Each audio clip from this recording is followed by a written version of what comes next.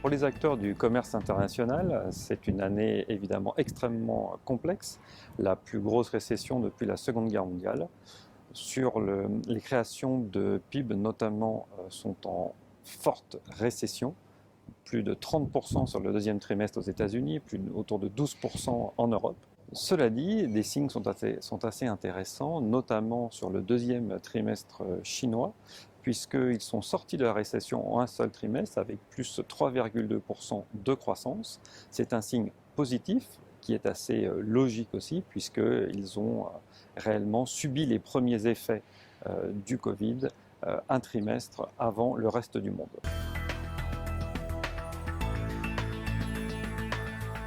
En toute logique, le besoin a été important dans ce confinement. Nous avions un besoin très important de matières premières, de biens de consommation.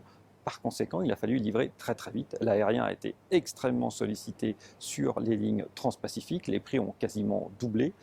De même, sur les lignes maritimes, nous avions un besoin important à la fois d'ameublement, de biens d'équipement, de biens électroniques. Par conséquent, les prix, là aussi, ont fait au moins 50% de hausse sur la moyenne générale et restent à des niveaux extrêmement élevés puisque les capacités ont été assez limitées pour les compagnies maritimes et elles ont dû assurer un service assez complexe dans cette période. Elles ont donc évidemment, pour assurer ce service, augmenter leur prix. Aujourd'hui, si on prend un tout petit peu de recul, on a l'impression que pour avoir un service régulier, on paye quasiment un prix spot. C'est assez incroyable, on est sur des niveaux pas vus depuis plusieurs années, des niveaux records encore sur cette ligne transpacifique, cette fois-ci sur le maritime.